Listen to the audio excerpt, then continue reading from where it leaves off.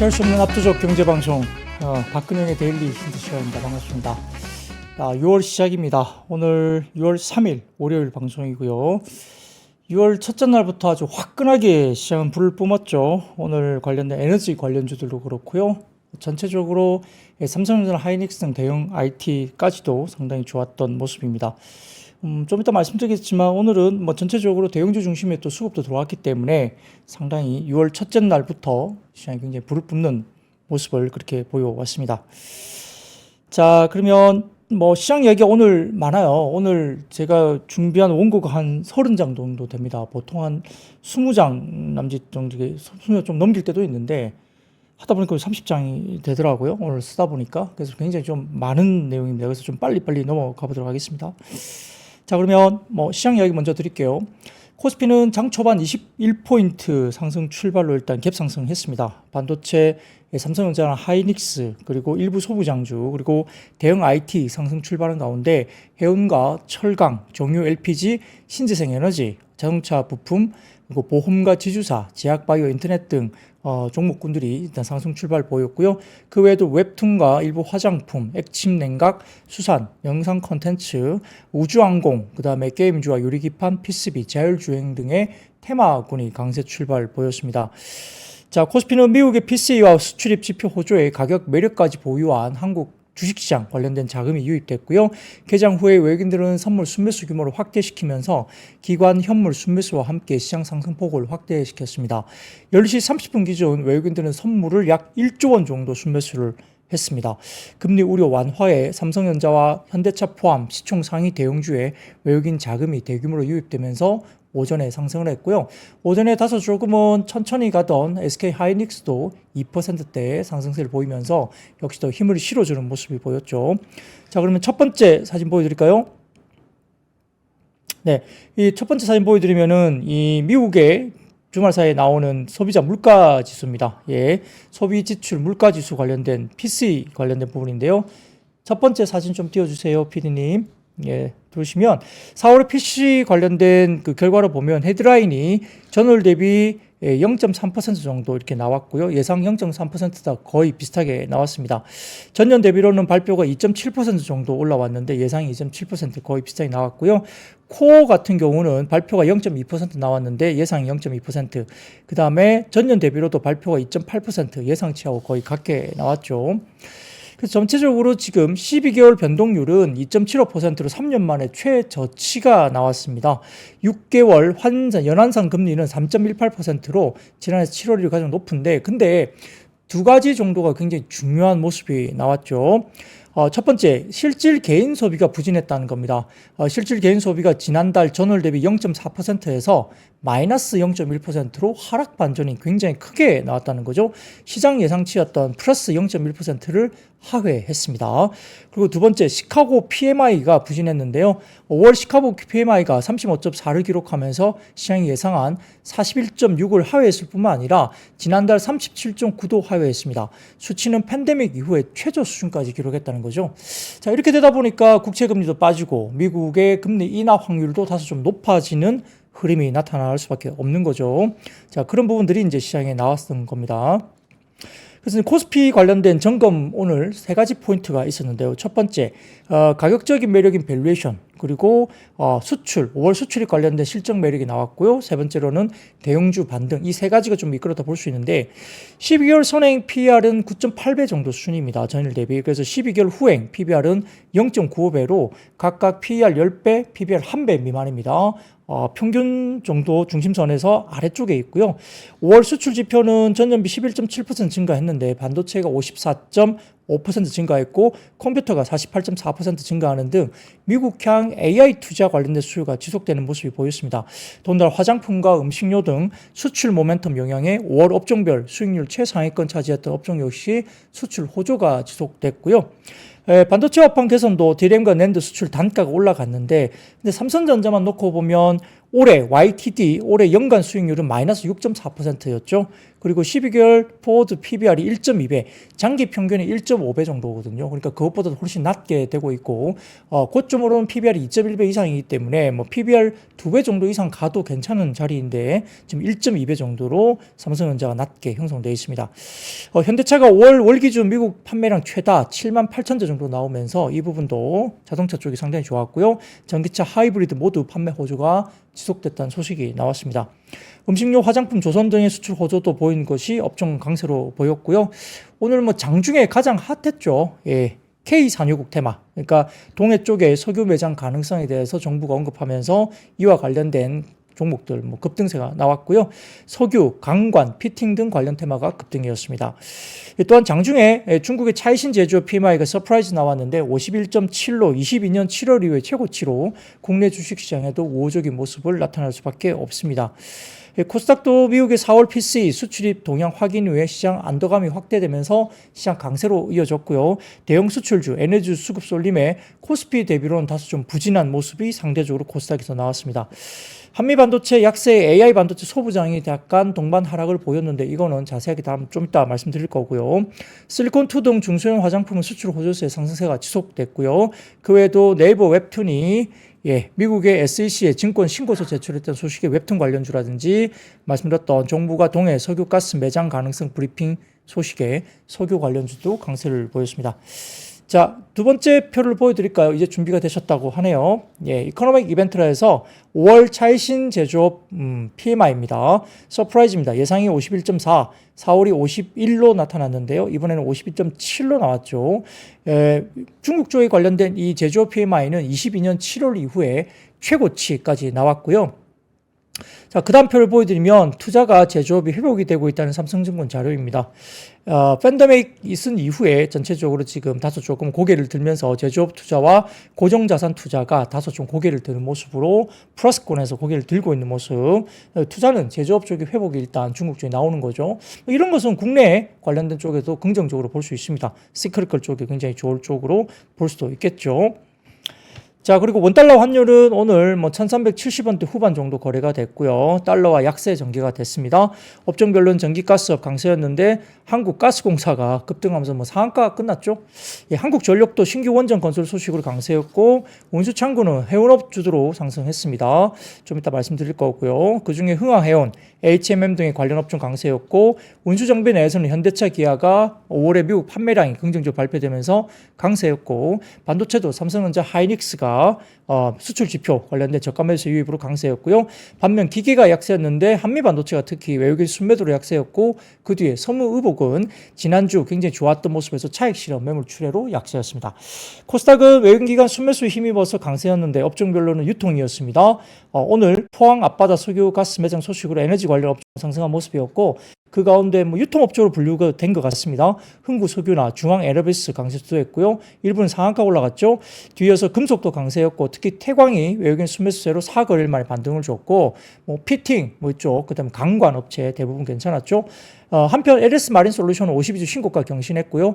Y랩은 네이버 웹툰 나스닥 상장 기대감으로 강세였고 반면 방송 서비스는 CJ ENM 주도로 약세였고 일반 전기전자 통신 방송 서비스도 약세를 나타냈습니다.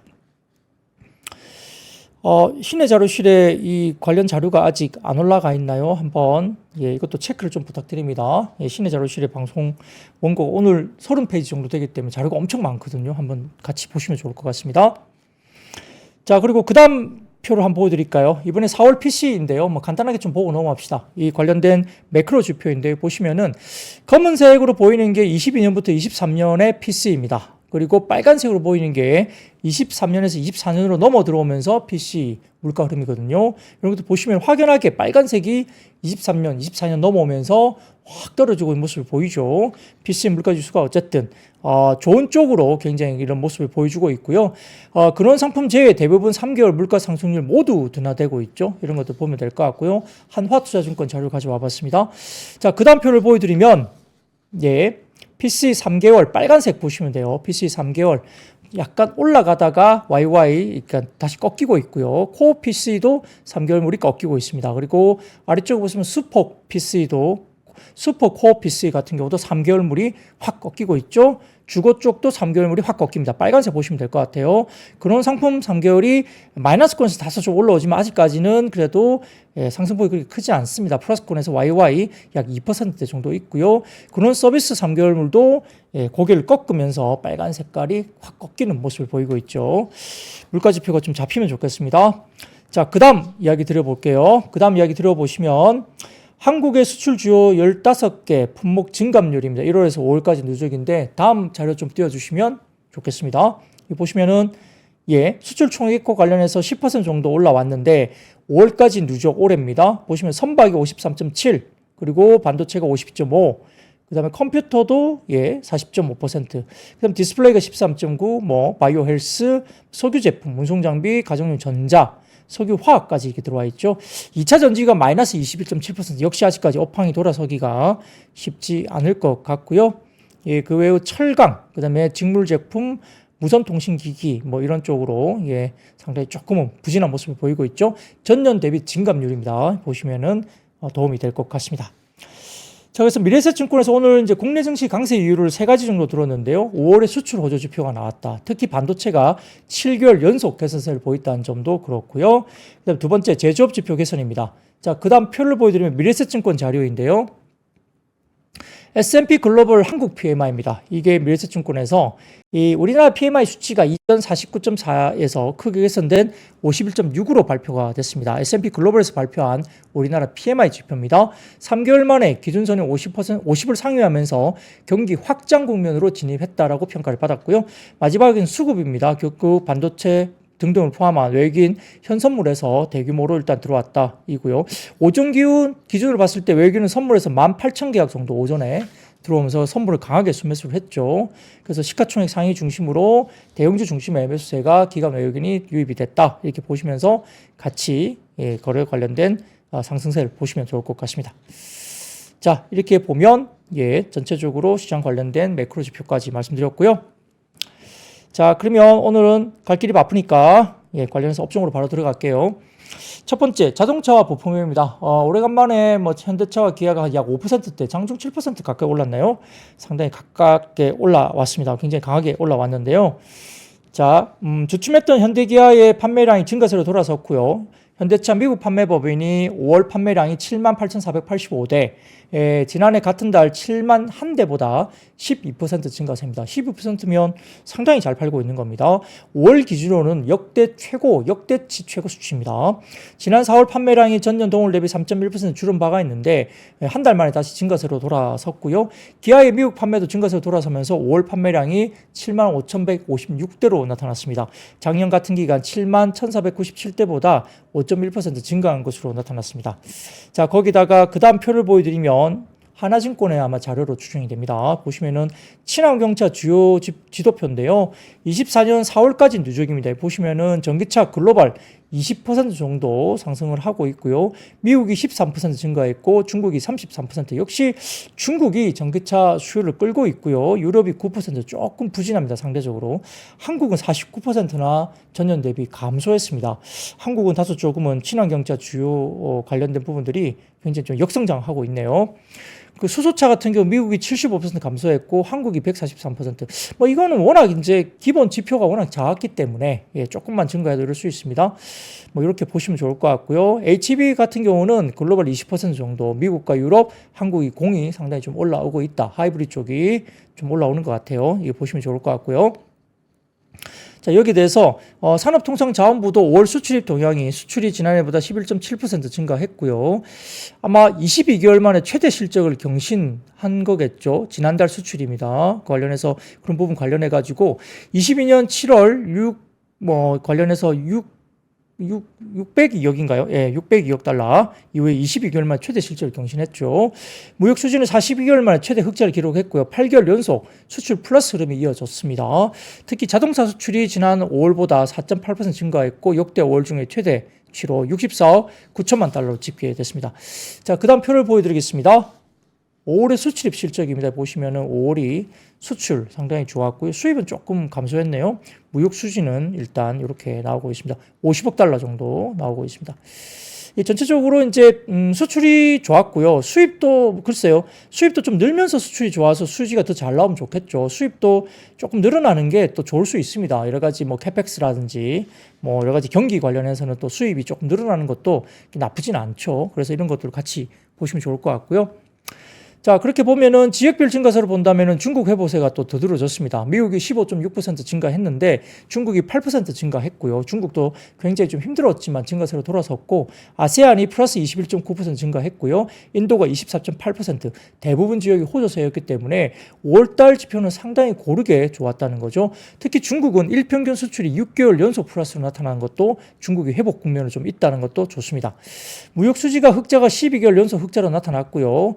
흑자 폭이 42개월 만에 최대 규모로 5월달에 나타났다 볼 수 있겠고, 반도체가 54.5% 증가했고, 디스플레이가 15.8, 석유화학이 7.4, 자동차가 4.8, 바이오 헬스가 18.7% 전반적으로 견조하게 상승했고요. 2차 전지는 업종이 19.3% 마이너스 역성장을 여전히 보이면서 어려운 모습을 보였습니다. 여기에 따라서 뭐 현대차, 기아 뭐 등등 관련된 부품사들까지도 좋았는데요. 최근에 보면 이제 인도법인 관련된 현대기아차, 인도법인 상장 이야기가 있기 때문에 IPO, 그러니까 인도 쪽에 동반 진출해 있는 부품사들도 같이 보자 이런 이야기가 있으니까 부품사들에 대한 체크도 꼭 해보시면 좋을 것 같습니다. 네, 자동차 섹터 먼저 간단하게 말씀드렸고요. 두 번째는 제약보입니다. 오늘 특히 이제 한미약품 관련된 이야기가 나왔죠. 아스코, 이게 이제 미국 임상종양학회인데요. 5월 31일부터 6월 4일까지 시카고에서 개최가 됩니다. 학회에서 유한양행이 비소세포 폐암 신약 렉라자와 얀산의 리블리반트 병용요법 임상 3상 효과에 대한 내용을 발표할 예정이고요. 이외에도 ABL 바이오나 리카켄 바이오, 뭐 HLB 등이 임상 중간 결과를 발표합니다. 이 최근에 HLB 관련된 이슈가 좀 있었기 때문에 뭐 유한양행이 FDA 승인을 똑같은 게 또 일이 발생하지 않을까 뭐 이런 우려 때문에 유한양행이 상당히 좀 안 좋았거든요, 주가가. 근데 이제 미국 최고의 암 전문 병원으로 꼽히는 텍사스 대학 MD 앤더슨 암센터에 관련된 교수가 리보세라빅 관련된 병용요법 3상 최종 결과에 기념비적인 결과라고 평가를 했다고도 합니다. 그리고 에이비온 등도 비소세포 폐암 간세포 성장인자 수용체를 표정하는 바바메킵의 임상 2상 컷오프 결과와 레이저 티닙과 병용 전략을 또 공개했다고 하고요. 네오이뮨텍 같은 경우는 여러 가지 주요 임상 시험인 NIT-110 중간 결과, 그리고 항암 백신과의 병용 비임상 실험 결과를 포함한 총 3건의 또 포스트를 공개한 결과가 있다면서 상당히 긍정적인 모멘텀으로 나왔죠. 아울러서 이제 이달 중에 아스코를 포함해서 국제세포치료학회, 그 다음에 유럽 간학회, 이거는 5일에서 8일까지, 유럽의 류마티스 학회도 12일에서 15일까지, 유럽 혈액학회도 13일에서 16일까지, 미국의 당뇨병 학회도 21일부터 24일까지, 6월 달에 지금 학회가 6개 정도가 지금 예정이 되어 있습니다. 그러다 보니까 제약바이오 쪽에 모멘텀들이 역시 나올 수 있는 상황인 것 같고요. 데이터 등 다양한 발표가 이어지다 보니까 관련된 종목들이 있는 상태입니다.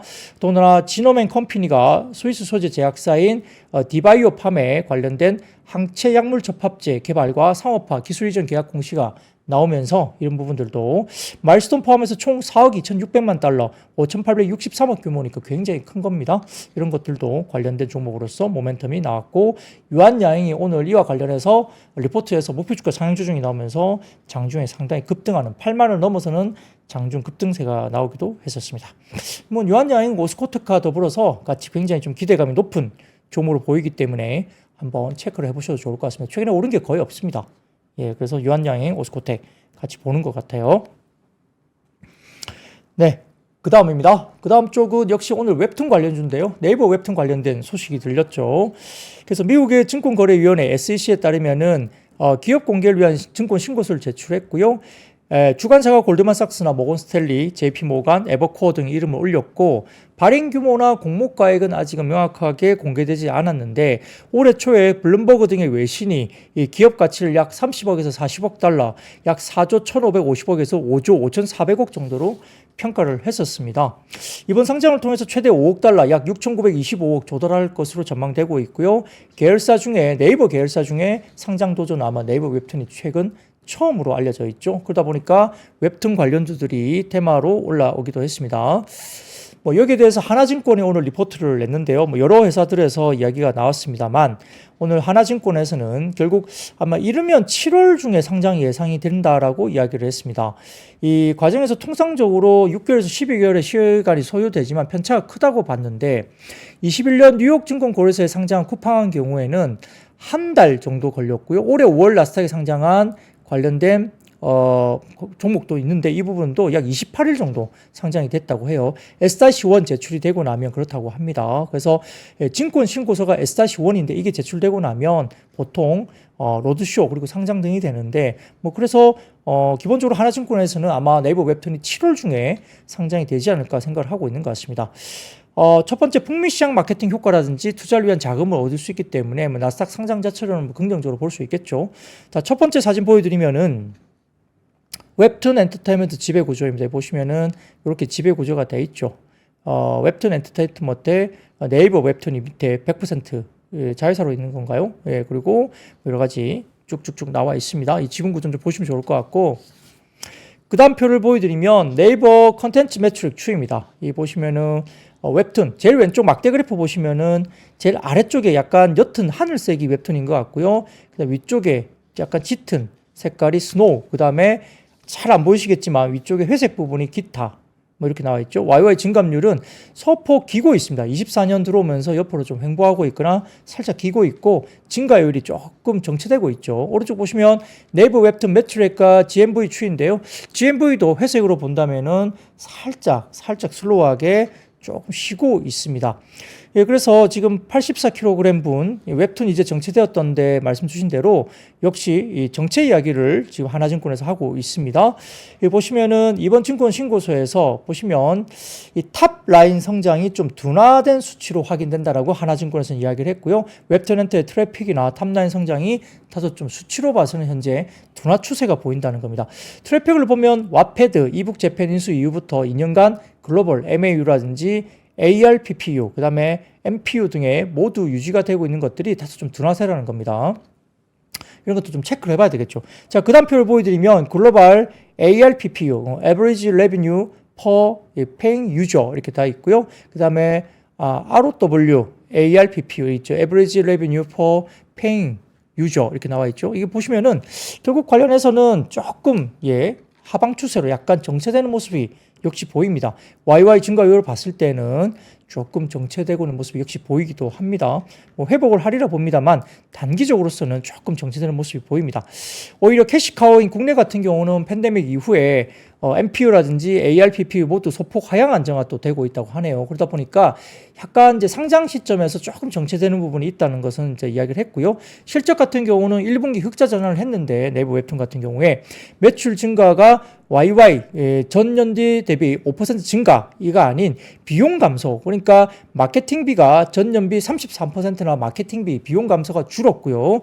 판관비도 전년비 14%나 줄이면서 탑라인 성장, 그러니까 매출 성장에 따른 흑자 전환이 아니라 지금 마케팅비와 판관비가 굉장히 크게 줄어들면서 흑자 전환을 했다. 이런 모습들이 조금은 우려가 되는 쪽으로 보수적으로 좀 보는 것 같습니다. 그래서 이런 걸 봤을 때 전반적으로 봐서는 비용 효율화로 수익성이 개선되고 있는데 뭐 그럴 수는 있겠지만 올해도 탑라인의 고성장을 기대하기는 조금 어려울 것 같다. 이렇게 하나증권에서는 오늘 리포트를 냈습니다. 그리고 23년 기준 탑 100, 100개의 작품이 GMP 비중 20% 미만으로 고른 분포를 보인다는 것은 긍정적이긴 하다 이렇게 볼 수 있겠지만은 현재 구조에서 트래픽과 실적의 지속 성장을 위해서는 글로벌로 흥행한 국내 웹툰 IP인 나 혼자만 레벨과 같은 작품이 매년 끊이지 않고 일단 나와야 하고요. IP 매출 비중 확대가 필수적인 시점으로 평가를 하기도 했습니다. 웹툰엔트는 잠재시장 규모를 유료 콘텐츠 1,300억 달러, 한국 10억, 일본 70억, 북미 70억, 그 외 기타 이렇게 보고 광고도 6,800억 달러, IP가 9,000억 달러로 보고 있고 웹툰 웹소설로 검증된 IP를 활용한 2차 콘텐츠가 웹툰엔트의 주요 동력이 될 수 있다. 이렇게 본 것 같습니다. 웹툰엔터가 또 상장을 하게 되면 약간 떨어져서 상장한 거기 때문에 또 네이버 쪽에 또 악재가 될 수 있나? 이런 것들에 대한 고민도 좀 해야 되겠죠. 그래서 상장 직후 주가 움직임에 따라 국내 웹툰 테마의 변동성 확대될 수가 있겠는데 상장만으로 네이버에 미치는 영향은 좀 제한적일 수 있다.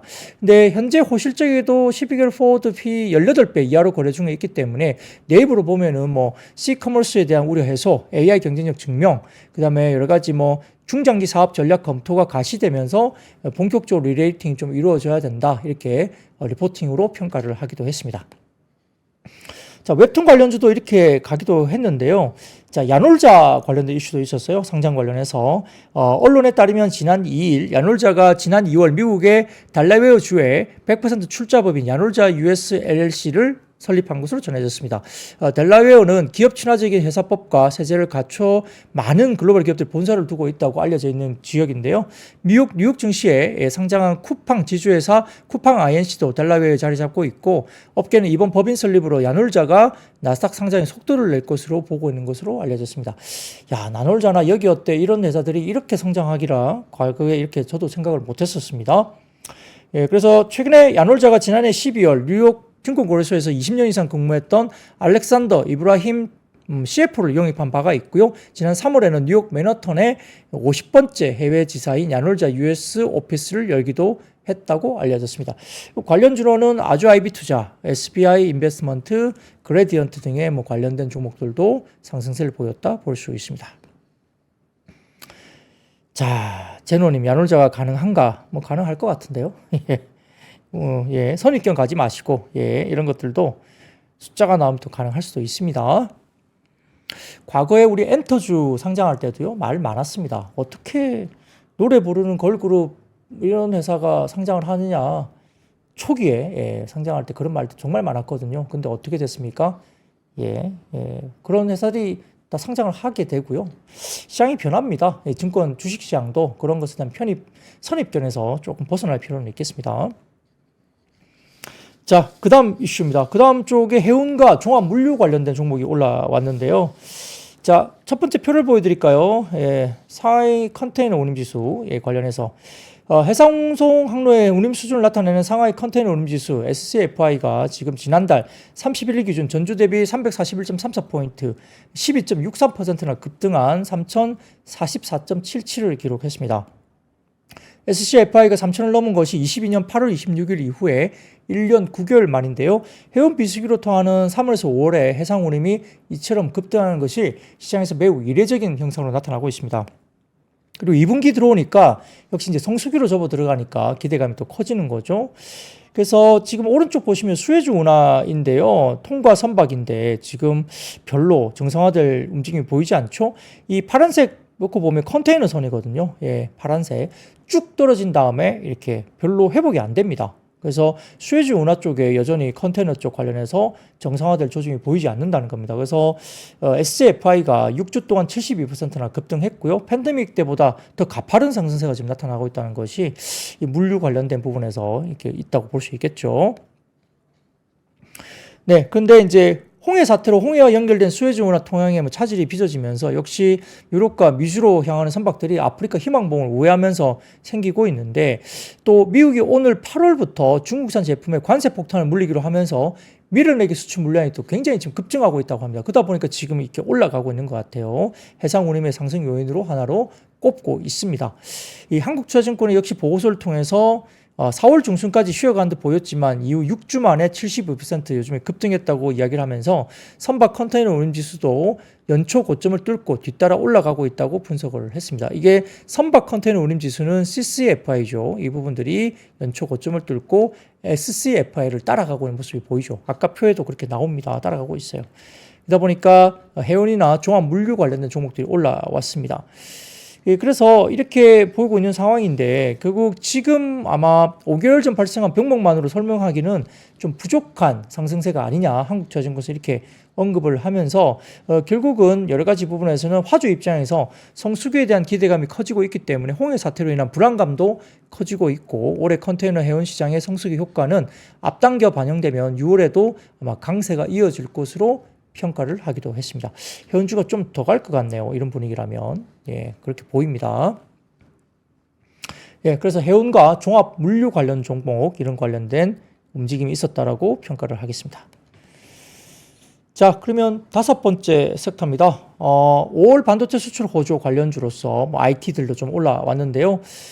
전체적으로 아까 근원 PC 가격지수 이런 부분에서 올해 들어서 가장 낮은 수치, 그러니까 이런 것들이 이제 금리 인하에 대한 기대감을 높였다고 제가 말씀드렸죠. 자, 거기다 그 다음 표를 보여드리면 SK증권 자료인데요. 산업통상자원부가 발표한 수출입 동향에 따르면 이제 반도체 관련된 이야기입니다. 그래서 이건 아까 서두에 미리 말씀을 드렸었고요. 여기 보시면 빨간색이 24년 5월 막대 그래프고요. 회색이 24년 4월 막대 그래프고 아래쪽은 빨간색이 5월 그리고 회색이 아래쪽은 2월의 막대 그래프가 올려와 있습니다. 그러니까 5월과 그 다음에 올해 2월과 4월 이렇게 각각 어떻게 달라졌는지 뭐 증가 추세에 있는지 보여주는 표인데 역시 5월달 지표 굉장히 좋았네요. 2월과 4월 대비로도 굉장히 좋았습니다. 뭐 낸드가 조금 2월 대비로는 5월이 좀 쉬었지만 전체적으로 4월 대비로는 굉장히 좋았다 볼 수 있네요. 전체적으로. 역시 뭐 HBM을 포함한 메모리 반도체 수출이 101% 증가한 69억 달러 그리고 비메모리 반도체 수출도 14.3%나 증가한 45억 달러 기록을 했고요. 뭐 안정화되면서 굉장히 높은 기록치가 나타나고 있습니다. 자, 더군다나 그 다음 표를 보여드리면 한화투자증권인데요. 위쪽에 보시면은 반도체 무역 수지입니다. 빨간색 표를 보시면 위쪽 표를 보세요. 위에 세 개 표를 보시면 반도체 제일 왼쪽에 반도체 무역 수지고요. 그 다음에 중간에 반도체 수출액 빨간색 보시면 그리고 반도체 수출 단가도 막 올라가죠. 그러니까 빨간색 표만 보시더라도 굉장히 지표가 좋습니다. 반도체. 아래쪽 보십시오. 아래쪽은 화장품입니다. P와 Q의 동반계선이 나오죠. 그러니까 5월 수출 품목 중에 수출 단가와 수출 중량이 모두 개선된 품목은 반도체와 화장품으로 나타났습니다. 화장품이 최근에 좋았던 이유도 여기 있죠. 뭐 단기적으로 좀 주가가 많이 올랐기 때문에 그리고 오늘 이렇게 에너지 관련 쪽, 그러니까 정부 발표로 에너지 관련 쪽으로 수급이 이동되다 보니까 일부 지금 화장품은 조금 뭐 팔자 이런 것도 좀 나오기도 했는데 전체적으로 그게 아니라고 한다면 최근에 화장품 관련주가 신고가 나오는 종목들은 설명이 되는 겁니다. 실리콘2 같은 종목들은 괜찮았죠. 그런 것들 좀 보시면 좋을 것 같고요. 그래서 뭐 최근에 일단 수출 지표는 반도체와 화장품이 역시 P와 Q 모두 좋다 이렇게 볼 수 있습니다. 더군다나 엔비디아 젠슨왕 CEO가 전일 컴퓨텍스 2024에서 차세대 AI 그래픽 GPU인 루빈을 26년부터 양산할 예정으로 밝혔죠. 기존의 기본 루빈 제품에서는 HBM4 8개 그리고 루빈 울트라에는 HBM4 12개가 탑재될 예정이다. 그러니까 HBM 관련된 부분들 수요가 역시 강력할 수밖에 없습니다. 외신에 따르면 대만 TSMC의 3나노 공정 제품이 루빈에 들어갈 걸로 보이고 루빈은 HBM4를 사용하는 최초의 GPU가 될 것으로 알려지면서 뭐 하이닉스가 역시 모멘텀이 살아있는 모습도 보이고요. 또한 이제 젠슨왕 입장에서는 뭐 솔벤더 가기가 좀 부담스러우니까 역시 삼성전자 관련된 콜 테스트를 하면서 듀얼 벤더로 뭐 마이크론보다는 삼성전자가 되기를 좀 바라고 있겠습니다. 뭐 과연 통과가 될지 좀 봐야 되겠지만 뭐 그 가능성은 하반기에 좀 높여지고 있다는 분석이 아직은 나오고 있는데 실제 발표를 좀 봐야 되겠습니다. 근데 젠슨왕 입장에서는 만약 그게 안 되면 좀 부담스러울 거예요. 캐파가 하이닉스만 캐파를 가지고 오는 물량이 아마 공급이 제대로 충분하게 되지 않을 걸로 보기 때문에 그렇습니다. 그런 것도 보시면 좋을 것 같고요. 자, 그리고 그 다음 표를 보여드리면 SSD 관련입니다. SSD. 이게 트렌드 포스 관련된 자료인데요. 고용량 QLC 제품은 삼성전자와 SK그룹 경쟁 우위를 점하는 등 여타 용량 대비 월등한 수요 모멘텀을 입증하고 있습니다. 삼성 같은 경우에 주문 증가율은 북미 고객사에게 ESSD를 공급하는 주요 공급업체로 지위와 고객이 QLC ESSD 제품을 인정한 덕분에 다른 기업보다 빠른 속도로 증가하고 있죠. 삼성전자가. 그래서 1분기 매출이 85.4%나 급등한 17억 8,200만 달러 기록했습니다. 강력한 북미 수요로 인해서 2분기 매출이 30% 이상 증가할 것으로 전망된다는 거고요. 오랫동안 QLC ESS 제품에 주력해온 SK그룹 관련된 자회사 솔리다임이 AI 고객 채택 증가로 주문량이 또 2배로 급증하고 있습니다. 이로 인해서 1분기 ESS 매출은 11억 4,400만 달러로 전분기 대비 49.3% 증가하고 있고요. 2분기에도 고용량 ESD 수주로 30% 이상의 매출 증가가 또 예상된다 보고 있습니다. 마이크론도 뭐 상당히 또 관련된 이익을 받고 있죠. 그래서 이렇게 관련된 SSD 메이커들이 역시 삼성전자나 하이닉스, 마이크론 다 잘하고 있는 모습입니다. 여기다가 키움증권이 오늘 리포트를 냈습니다. AI가 이끄는 ESS 수요 성장 관련해서 이렇게 나왔는데요.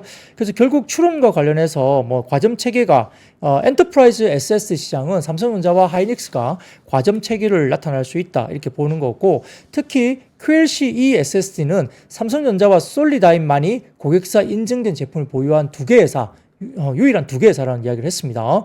그래서 이런 부분들 관련해서 삼성전자와 뭐 SK 하이닉스 관련된 쪽이 좋을 수 있겠죠. 이런 것들 봤을 때 그러면 이제 관련된 종목들 탑픽이 뭐냐? 키움증권에서는 ESS 관련해서 삼성전자 그리고 한솔케미칼, TCK, 원익 IPS 이렇게 관련된 종목에 대한 탑픽을 정확하게 꼽아봤습니다. 자, 그리고 또 다른 이야기입니다. 자, 그러면 HBM가 이런 것만 좋은 거냐? 또 그것도 아니에요. 레거시 제품에 대한 호재도 있습니다. 그 다음 표를 보여드리면 디지타임즈 아시아 관련된 헤드라인입니다. 사이를 좀 띄워주시면 한국의 4월 반도체 재고량이 전년 대비 마이너스 33.7%, 재고가 급감하고 있습니다. 10년 만에 최대폭 감소이자 4개월 연속 감소이거든요. 그래서 4월 반도체 생산은 전년 대비 22.3% 증가하고 있기 때문에 HBM만 좋은 게 아니라 지금 레거시 반도체 재고도 빠르게 줄어드는 모습이 보이죠. 그리고 재고가 이렇게 빠르게 감소하는데 생산 증가도 지금 수개월째 동반되고 있기 때문에 소재 업체 일단 좋을 가능성이 높고요. 조만간 전공정 장비 발주도 예상할 수 있다는 점에서 이런 부분을 본다면 관련된 장비나 소재도 뭐 봐야 된다는 거죠. 그래서 이런 것들도 지금 뒤따라 올 수도 있다는 겁니다. HBM에 매몰된 시장이 또 아닐 수도 있다는 거죠. 이런 것들도 좀 심도 있게 좀 보시면 좋을 것 같고요. 자, 그 다음 표를 보여드리겠습니다. 이렇게 로드맵인데요. 네, 엔비디아 관련된 새로운 로드맵 관련된 사진을 좀 띄워주시면은, 네, 요금, 근데 잘 안 보실 거예요. 그래서 이렇게 뭐, 제가 관련된 자료를 이렇게, 원고 관련해서 좀 이렇게 다운로드 받으시면 뭐 좀 보실 수 있을런지 모르겠습니다. 그래서 이렇게 로드맵이 나와 있는데 이 로드맵을 사진으로 아니면 지금 화면으로 보시기에는 너무 안 보실 거예요. 그래서 이렇게 보시면 좀 제가 설명을 드릴게요. 블랙웰 울트라 첫 공개를 했습니다. 그래서 HBM 12단 첫 사용 제품으로 나왔고요. 루빈이라는 차세대 라인업이 공개됐는데 HBM4를 채택한다고 합니다. 루빈 울트라 같은 경우는 탑재되는 HBM이 12개까지 늘어나면서 HBM 사용량이 현재보다 최소 50%나 급증할 것으로 보입니다. 현재는 8개 HBM이 들어가죠. GPU들 통신을 위한 네트워크 반도체 스펙도 대부분 2배 이상 증가한다 볼 수 있겠고요. 특히 이더넷 제품명이 X1600으로 되어 있는데 이는 광 트랜시버가 1600기가까지 업그레이드 될 것을 암시하고 있다 볼 수 있겠고, 이더넷 스펙이 100기가에서 올해 800기가까지 오는데 수년 넘게 걸린 것을 고려해 본다면은 네트워크 성능 향상이 AI 서버에서 굉장히 절실하다 보여줄 수 있습니다. 베라 CPU 같은 경우도 현재 데이터 센터 시장에서 ARM의 점유율을 크게 상승시키고 있는 ARM 그 네오버스의 새로운 서버 제품이 내년에 공개될 것임을 암시할 수 있다는 것도 나오고 있기 때문에 이러한 내용들은 BK 테크 인사이트라는 사이트에서 한번 찾아보시면 좋을 것 같습니다. 이렇게 관련된 IT, AI 일쪽이 상당히 지금은 엔비디아 쪽도 역시 상당한 진전을 이루고 있다 볼 수 있겠고요. 삼성증권에서 이와 비슷한 이야기를 하고 있습니다. 그래서 이거는 좀 스킵을 하고요. 자, 그리고 그 다음 표를 보여드릴까요? 그 다음 헤드라인입니다. 미주오 쪽에서 AI가 엣지로 이동함에 따라 칩 제조업체에 대한 목표가 상향 조정을 한다라는 헤드라인 기사가 나왔습니다. 좀 띄워주세요, 피디님.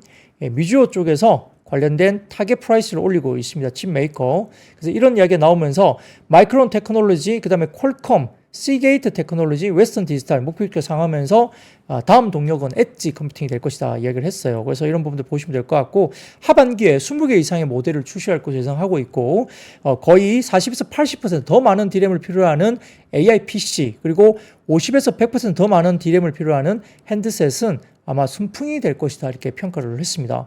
뭐 이런 것들이 역시 뭐 24년부터 27년까지 약 10억 대의 AI 스마트폰이 출하될 것으로 전망하면서 역시 AI PC나 AI 스마트폰 이쪽 좀 보시면 될 것 같고요. AI PC가 27년 말에는 PC 시장이 60%까지 차지할 것이다 이렇게 미주오 쪽에서 발표를 했죠. 그런 것도 보시면 좋을 것 같습니다. 자, 그리고 오늘 좀 약간 그 한미반도체 이슈가 있었죠. 자, 그 다음 표를 보여주시면 한화에어로스페이스가 급등한 이유입니다. 한화정밀기계 이슈가 있었습니다. 한화정밀기계가 TC 본딩을 뭐 들어갈 수 있다 이렇게 기사가 하나 나오면서 한화에어로스페이스가 한화정밀기계를 이렇게 갖고 있죠. 예. 한화정밀기계는 한화에어로스페이스의 100% 자회사입니다. 그리고 오는 8에서 9월 정도에 인적 분할 방식을 통해서 신규 상장할 예정을 볼 수 있습니다. 가칭은 한화인더스트리얼 솔루션스로 보이는데 한화에어로스페이스의 주주가 존속하는 한화에어로스페이스, 방산하고 항공우주죠. 그리고 주식 그 부분이고요. 그 다음에 신설되는 한화인더스트리얼 솔루션스, 반도체 장비 주식을 모두 갖게 됩니다. 인적 분할을 하게 되죠. 그래서 아마 한화에어로스페이스는 방산과 이 반도체 관련된 이슈가 생기면서 오늘 장중에 급등을 한 거죠. 근데 윗꼬리를 달았습니다. 그래서 오늘 뭐 현대차증권에서 26만 원 한미반도체 목표가를 냈던 이 연구원이 급락 코멘트를 냈습니다. 자, 이 딜렉 그 기사와 관련해서 하이닉스가 한화정밀 장비를 단순 테스트용으로 평가를 하고 있다는 겁니다. 이게 양산용이 아니라는 거예요. 그리고 2대도 아니고 기사 내용은 2대라 그랬는데 실제로는 1대라고 평가를 했다는 겁니다. 그리고 그 용도는 HBM3E가 아니라 HBM3용으로 확인됐다고 코멘트를 했습니다. 그래서 한화정밀 기기의 테스트 장비에 대해서 결과가 좋으면 발주를 내겠다는 보도 역시 뭐 결과에 대해서 아무것도 알 수 없는 상황인데 기사를 냈다는 점에서 다소 좀 뭔가 의도가 다분히 있다 이런 식으로 약간 뭐 그렇게 코멘트를 좀 했죠. 자, 그리고 내년 SK하이닉스의 주력은 HBM3E 12단이기 때문에 한미반도체에 HBM3 독점 공급이 지속될 것으로 볼 수 있어서 주가 하락은 좀 과도하다 이렇게 판단을 했죠. 본인이 26만 원 불렀으니까 공격적으로 말을 할 수도 있다고 생각도 듭니다. 네. 삼성증권이 한미반도체 주가 급락 코멘트 이렇게 냈어요. 그래서 이런 분들 봤을 때, 자, 단순하게 이제 과도하다 이렇게 설명하면 좀 그 설득력이 떨어지잖아요. 그러다 보니까 이게 좀 더 중요한데, 자, SK하이닉스의 HBM용 TC본도 시장 앞으로의 경쟁은 어떻게 될까 코멘트를 하면서 현재 점유율 구도 이거 보니까 결국은 사실상 한미반도체 SK하이닉스향으로 TC본도가 독점 공급해온 건 맞죠. 근데 HBM 같은 경우는 적층형 D램입니다. 층을 쌓는 거죠. 그리고 1024개의 I/O 입출력 단자로 구성된 다이를 오차 없이 쌓여 올려야 되기 때문에 후공정의 난이도가 굉장히 높습니다. 한미반도체 같은 경우는 본딩 과정에서 진동이 거의 발생하지 않는다는 기술적 이점, 그리고 경쟁사 제품 대비 우수한 생산성을 기본으로 하고 있기 때문에 사실상 90% 이상의 독점 가조를 소유할 것으로 추정된다는 겁니다. 근데 독점은 깨질까? 당연히 독점은 깨지겠죠. 왜냐하면 반도체 장비 시장에서 새로운 일이 아니죠. 이건 항상 있어 왔던 일입니다. 반도체 제조조사 입장에서 보면 뭐 듀얼 밴더 구조를 가져가야지 뭐 장비 구매에 대한 프라이싱 파워가 높일 수 있고 안정적인 장비 수급도 당연히 되겠죠. 그래서 독점으로 계속 간다. 이건 있을 수 없는 일이에요. 그래서 장비 수급은 역시 독점 구조는 당연히 깨진다고 삼성증권도 봤습니다. 근데 TC본도는 HBM 후공정의 핵심 장비인데 적정 수율 확보가 있어서 굉장히 중요하고 그만큼 가져갈 수 있는 부가가치가 큰 시장이니까 돈이 되는 시장이니까 당연히 다른 벤더들이 역시 들어올 수밖에 없죠. 다만 한미반도체의 독점력이 단기간에 깨지긴 좀 어려울 것으로 판단한다는 겁니다. 기술력, 그러니까 장비 진동 최소화 그리고 높은 생산성 수율이 좋기 때문에 당분간은 독점력이 계속 이어질 거로 보는 거죠. 그리고 25년 같은 경우는 HBM 시장이 HBM3E 중심으로 개편되기 때문에 벤더 확장이 이루어진다 해도 한 번에 최상위 제품 양산에 신장비를 바로 적용하는 것은 드문 현상으로 볼 수 있기 때문에 아마 보다 레거시 제품에서 일정 기간 테스트를 하고 아마 장비의 성능을 검증할 기간이 필요할 것으로 보이고 있고 HBM3E와 같이 수급이 타이트하고 품질이 중요한 제품에 있어서는 이러한 성격이 보다 강화되기 때문에 아마 한미반도체의 독점력은 계속적으로 이어질 수 있다는 겁니다. 근데 오늘 한미반도체가 급락하고 난 다음에 회복을 많이 못했어요. 그러다 보니까 독점 훼손에 대한 우려는 커지고 있죠. 그러니까 결국은 뭐가 필요하다? 새로운 카탈리스트가 필요한데 반전이 필요하다는 거죠. 그래서 결국 뭐냐? 고객사 추가적인 확보가 당연히 있어야 되는 거 아니냐. 확단하긴 이르지만 장비 기술 경쟁력을 확보할 만큼 긍정적인 변화가 나타나고 기대하는데 역시 좀 더 주가가 한미반도체 올라가려면 고객사 확대라는 어떤 특이한 부분도 좀 필요하다는 겁니다. 예, 그런 부분들을 보시면 좋을 것 같습니다. 그 외에도 뭐 오늘 곽동신 대표의 한미반도체 매수 추이라든지 그 다음에 수소 관련주들 그리고 오늘 윤 대통령의 뭐 동해 관련된 140억 배럴 규모 석유 매장 가스 가능성 그 다음에 여러 가지 부분에서의 이야기들 쭉쭉쭉 있습니다. 그 외에도 석유 탐사 관련된 이야기들, 그 다음에 방산주들, 그리고 로봇, AI 관련주 관련된 이슈, 그리고 마지막으로 식품 관련된 이슈까지도 굉장히 많은 지표가 나와 있고요. 오늘 굉장히 많았습니다. 그래서 아마 신의 자료실에서 자료를 한번 찾아보시고 좀 참고를 해보시면 좋을 것 같습니다. 자, 오늘 시간이 다 됐습니다. 오늘 준비한 이야기 여기까지고요. 내일 찾아뵙겠습니다. 아시죠? I see you. 박근영, 이선영, 사경인, 염승환 투자 마스터들의 세심한 케어로 건강한 투자 습관을 만드세요. 3프로 멤버십 3프로 앱에서 확인하세요.